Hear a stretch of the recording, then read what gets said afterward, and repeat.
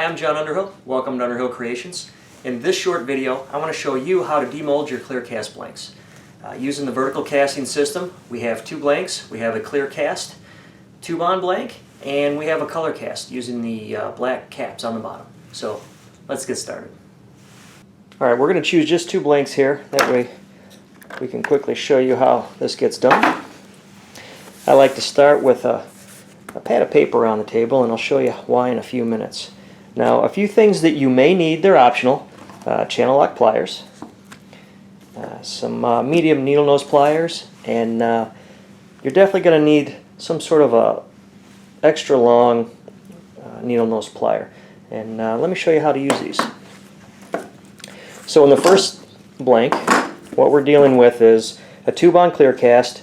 This happens to be one of my Amherst feather blanks, but this is the same procedure that we would use for any clear cast blank, whether it be stamps or a label of some type. So the first thing you want to do, you want to push on this coil. You want to make sure that no resin has leaked out over the top as you were filling this and glued this to the side of your blank. It's not uncommon to get drips that'll hit the edge of your clear tube here and roll down the edge. And you don't want this stuck to the blank, the outside of the blank. If it is, just flex it with your thumb, like so. And that way, when you grab this with your pliers and pull them out, what you get is you keep the shape of your spring. It doesn't get distorted. Now, I know accidents happen, and sometimes I make the same mistake. And I pull it out before I check. And what happens is your coil may get stretched out or bent. These are pretty durable. They're easily bent back in shape, but for many reuses. But for the sake of trying to compose its figure, you know, it's just a quick little check. So the next thing you want to do, sometimes the plugs will stick to your coil, sometimes they won't. Now this blank was actually poly resin, Silmar 41 poly resin. So what we can do is come up here and squeeze this tube. Just work around the edges here, and what that does is it breaks the resin free from the plug, and you're able to just pull it off. The reason I like the paper is sometimes when the poly resin comes out of the mold, it's going to be a little tacky. When I demold my blanks, I always wait at least an extra day that they're out of the tank. So my blanks will spend 18 to 20 hours in the pressure tank, and then another day outside of the pressure tank, so that the tackiness goes away, because it's not uncommon for the top of these blanks to get real sticky. They're not fun to demold when they're sticky, so let them sit for a day. They'll firm up.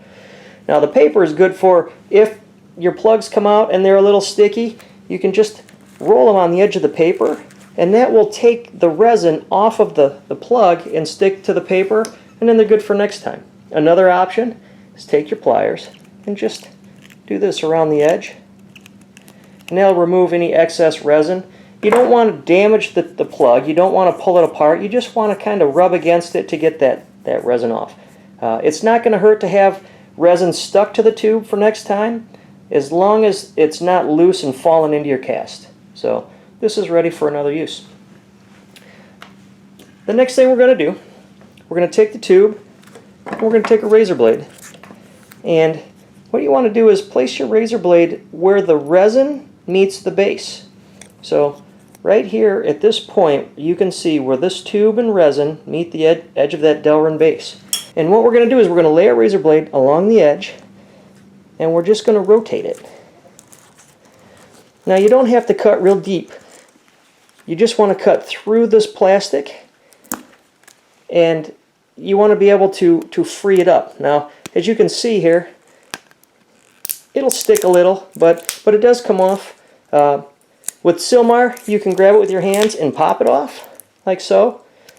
If I were using Alumilite urethane resin, I may, or a epoxy, I may want to take the channel lock pliers and grab the blank, the base like so, and then pop them off. It's a little hard to pull straight off. Sometimes you have to kind of wobble them to break that bond, and then it pops off. Now in the process, if your nail here gets bent, you can easily come in here and just kind of straighten it back out where you need it for next time. Another thing, you're going to get resin buildup around the edge of this base. I've been using this base for a few years now, and as you can see, it's it's got a little wear and tear on the edge, but it still serves a purpose.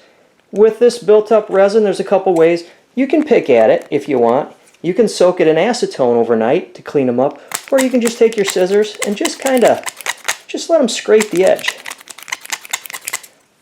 And then you're good to go. The last thing what I like to do is I get a cake pan, just a small cake pan, and as I demold my blanks, I like to throw these bases and the wires. And again, to clean that off, you may get a little resin sticking to it. Just squeeze down on it with pliers, and then it's good to go again. I like to throw them in a small cake pan like that. That way, if they are still a little tacky, I know I'm not going to grab those to use them if I'm going to cast today.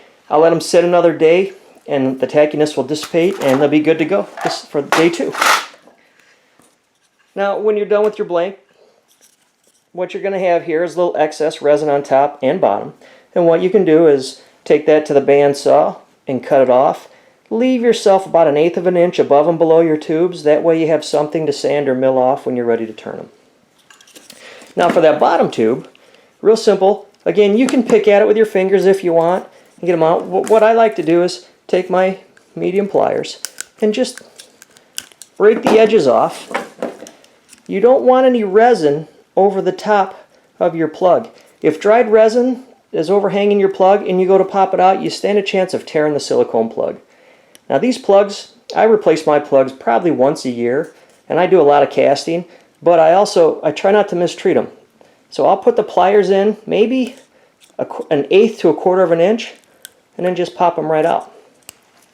Now this silicone plug is it's a high heat resistant plug, so it's fairly self-healing on top. So if you look at that, you can see I've used this plug several times, and it kind of holds its composure, sticks together really well.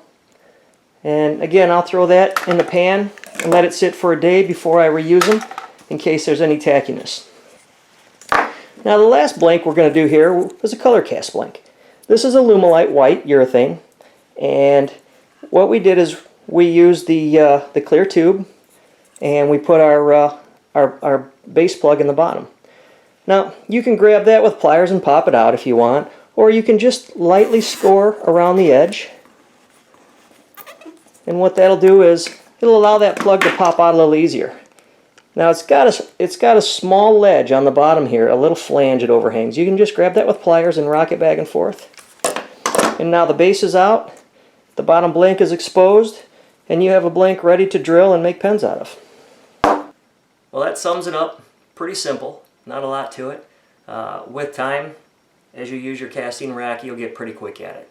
So enjoy, and check back for more new videos. Thanks.